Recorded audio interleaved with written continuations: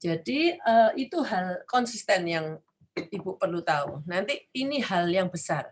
Kalau Ibu masih kurang ngerti ini hal ditanyakan ke saya kembali, konsisten pengertian konsisten ini harus kita dapatkan.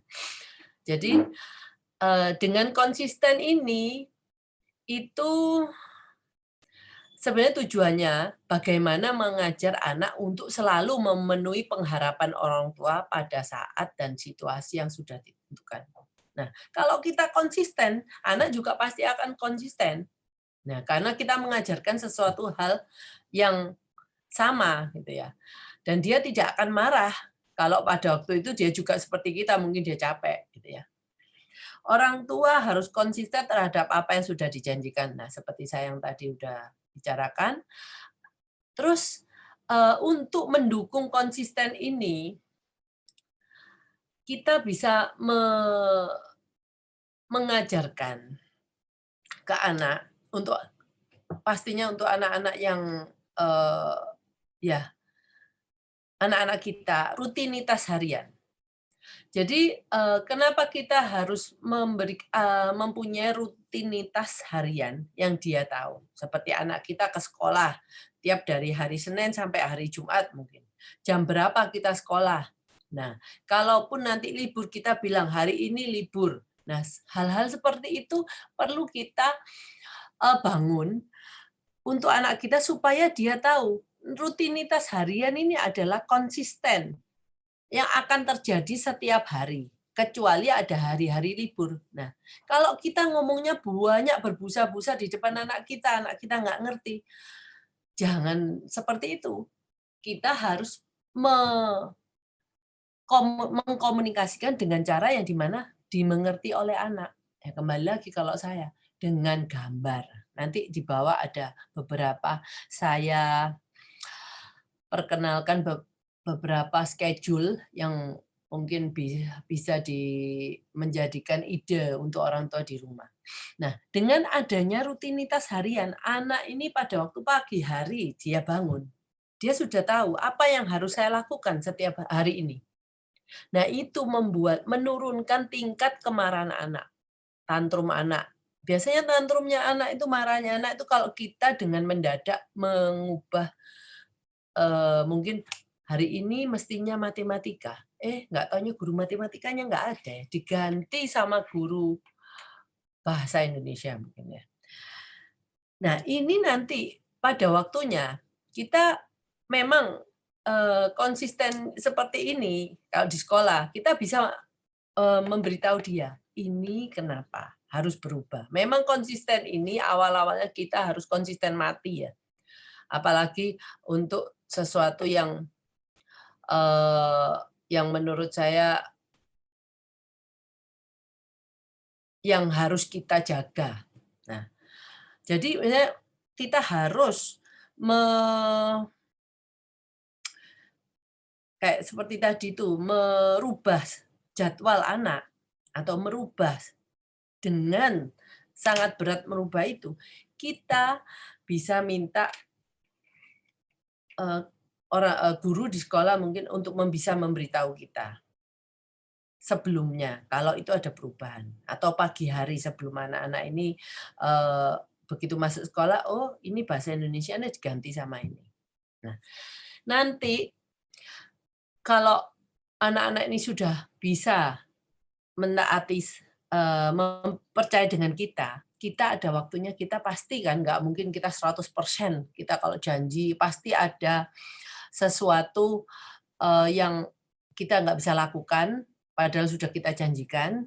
Nah, itu nanti ada waktunya. Nah, pada waktu itu karena dia mungkin sudah kita 80-90% bisa mewujudkan apa yang kita beritahukan, janjikan, maka kalau hal itu terjadi, biasanya saya akan ngomong dengan dia, dengan kita memberikan alasannya, mungkin ibu ini sakit, dia tidak bisa datang, itu lebih mudah. Nah, karena dia percaya sama kita. Nah itu. Jadi dan kita menerangkan dengan baik, dengan hati-hati, dan menghargai dia bahwa ada suatu perubahan. Sebenarnya anak-anak ini kenapa takut ada perubahan, kan? Kayak di schedule-nya itu. Dia marah, kenapa? Karena dia itu eh, kecewa. Karena dia itu kecewa dan merasa tidak aman. Nah, kalau hal itu sesuatu hal yang berubah, di mana itu hal yang baru, dia pasti akan merasa terganggu. Seperti kita aja mungkin kalau kita pindah ke lingkungan yang baru, yang kita enggak tahu apa yang harus kita kerjakan, wah, saya pindah ke kelas baru nih. Saya dipindah ke kelas baru. Teman-temannya saya nggak kenal semua. Kita pasti akan merasa tidak nyaman. Tetapi mereka ini sama seperti kita, tetapi protesnya mungkin lebih gede daripada kita karena dia nggak bisa berkata-kata. Kalau bisa mungkin dia akan ngomong, Bu, saya takut, saya nggak suka dipindah ke sana. Nah, karena kurangnya komunikasi, maka ledakan emosinya juga akan lebih besar. Gitu ya. Dan kalau bisa tes boundaries. Tes boundaries itu gini, kalau kita melakukan apa-apa yang kita minta ke anak-anak, anak-anak ini suka mengetes batas-batasnya. Benar kagak sih yang dikatakan oleh kita ini? Nah, umpamanya gini, kamu jangan, dia suka membuang kertas, mungkin suka membuang apapun di meja ke lantai. Kita bilang, jangan dibuang. Kamu tidak boleh membuang benda-benda ini dari atas meja. Tapi dia sengaja dengan melihat kita, terus dia melakukan hal itu kembali untuk mengetes apa yang bisa kamu lakukan. Nah, kalau dia melakukan hal itu, dia harus kita konsisten. Saya kan ngomong tidak boleh. Sekarang benda-benda yang sudah kamu jatuhkan, kamu ambil kembali ke atas meja. Itu pun bisa membuat dia marah. Nah, itu konsisten. Tapi kita harus melakukan hal itu. Karena kalau enggak dia menganggap, oh, kita cuma ngomong doang. Ngomong aja, tapi enggak ada konsekuensinya. Konsekuensinya di sini bukan penghukuman, tapi harus melakukan apa yang harusnya tadi, benda ini mestinya di atas meja, kamu jatuhkan, kamu buang dari atas meja. Sekarang kamu ambil kembali. Kalau dia tidak mau, kita membuat dia mengambil, kita prompt dia. Ini mungkin tangan anak, ini tangan kita. Kita ambil dia untuk mengambil, kita bantu, kita yang mengambilkan ini, terus kita taruh di atas meja. Itu pun mungkin dia masih marah. Kak, itu yang konsisten sampai seperti itu ya Bu, yang kita mau. Yang harus kita perkenalkan ke orang tua bahwa kita mampu melakukan hal itu, jadi dia tidak memberikan tes ke kita, tes batas-batas yang sudah kita berikan ke dia nggak mau mencoba. Pertama kali biasanya pasti ada mencobanya, tapi lama-lama kalau dia tahu, percuma aku nyoba, karena nanti pasti aku mendapatkan konsekuensi dari apa batas-batas yang sudah kita berikan. Itu dia akhirnya dia akan untuk ke belakang, kalau sudah tahu dia nggak akan melakukan tes terhadap kita. Nah, kondisi anak, sebelum kita men-set target ke anak-anak ini, kita harus tahu kadang-kadang apa yang sudah kita inginkan terhadap anak-anak ini, kita kalau tidak tahu kondisi anak kita, itu mungkin targetnya itu bisa salah. Seperti anak ini, kita minta anak kita bisa pergi ke pesta ulang tahun tanpa, biasanya kalau ke pesta ulang tahun dia mestinya ngabur-ngabur terus. Nah, kalau kita nggak tahu apa yang membuat anak kita tidak bisa bertahan di pesta ulang tahun, akhirnya kita buat target itu. Hal itu akan membuat target itu nggak akan tercapai karena problemnya ya anak kita nggak bisa mendengar suara bising. Nah, kita buat target untuk bisa saya pengen anak saya bisa ke pesta tanpa dia ngabur.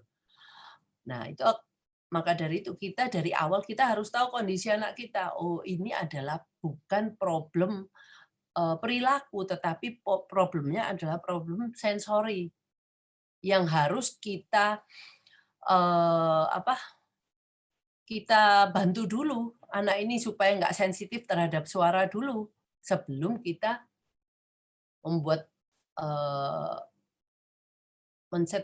men-set program untuk membuat anak kita bisa ke pesta ulang tahun. Jadi kita harus tahu apa yang bisa dilakukan anak, apa yang tidak bisa dilakukan anak, apa saja tantangannya. Kalau itu kondisinya yang berhubungan dengan sensori, kita tidak bisa, jangan melakukan dengan tanpa kita tahu seperti gini. Kok sensori problemnya? Saya mungkin dia bisa pergi ke pesta ulang tahun, tapi cuman dalam 2 detik dia ngabur. 5 menit lah, dia pasti sudah ngabur. Karena dia terganggu sekali oleh suara-suara itu, dia cuma bisa bertahan 5 menit. Nah, kalau kita tahu dia bisa bertahan 5 menit, ibu kalau mau ngasih tantangan dia 6 menit di sana. Nah, jadi kita kan itu tantangannya make sense. Make sense itu masuk akal. Dia bisa 5 menit, kita kasih tantangan 6 menit. Tapi kalau kita orang nggak tahu kondisinya anak kita, nah, jadi kita tahu bahwa anak saya mampunya sampai berapa lama di sana. Oh, anak saya cuma bisa, kita sebelum kita set, kita mau anak saya di sana berapa lama, kita set anak saya, kita lihat berapa lama dia bisa bertahan di sana. Setelah itu kita set program kita, dia harus berapa menit di sana. Sampai nanti dia bisa di pesta itu selama pesta itu berlangsung. Ini sebagai contoh. Jadi kita harus tahu kondisi anak kita bertahannya berapa lama, maksimumnya kita kasih tambahan 20% kira-kira dari yang dia sudah bisa. 20% itu maksimum. Jangan 20% dari yang dia bisa. Jadi 20% dari 5 menit. Ya. Tambahan waktu yang bisa kita berikan ke dia. Terus kalau umpamanya kita bingung nih, kondisi anak saya ini ya, kenapa ya, kenapa? Mungkin kita bisa cari orang tua lain yang punya kondisi anak yang sama. Saya senang itu dulu. Saya senang bicara dengan orang tua yang kondisi anaknya sama ya. Maksudnya gini, kalau anak kita autis, kita carilah orang tua yang autis. Lebih enak, lebih besar, anak autisnya lebih besar karena dia sudah melampaui itu semua. Jadi kita mau si orang tua ini berbagi pengalaman dengan kita. Jadi akhirnya kita kalau lihat punya kondisinya mungkin biasanya hampir sama. Kalau jangan anak kita autis, kita tanyanya ke anak yang orang tua yang punya Down syndrome. Nggak cocok nanti. Karena mereka memang punya background yang berbeda. Atau tanya ke profesional, ke terapis, ke dokter. Jadi kalau kita di sini kenapa saya tuliskan semua, kita sebagai orang tua jangan pasif. Kita harus aktif, proaktif untuk mencari tahu kondisi anak kita, tahu problem-problem yang terjadi di anak kita. Dari itu kumpulan informasi yang nanti kita dapatkan dari orang tua atau dari profesional itu menjadi modal kita untuk menghadapi anak kita. Kenapa saya bicarakan ini ya? Juga ada banyak orang tua yang pasif yang hanya ngomong, saya nggak bisa. Karena saya nggak bisa menghandle anak autis atau anak saya karena saya nggak ngerti anak berkebutuhan khusus itu seperti apa. Nah justru itu nggak ada orang yang di dunia ini yang seorang orang tua yang langsung mengerti bagaimana menghandle anak kalau dia nggak belajar. Kita harus invest waktu, invest energi untuk mencari tahu informasi apapun yang berkaitan dengan anak kita. Jadi itu yang maksud saya, itu bukan hal-hal yang sia-sia itu. Itu nanti akan menjadikan kita nanti kalau kita lagi buntu, oh kita bisa oh iya ya, orang tua itu waktu itu pakai seperti ini ya, mau saya coba ah.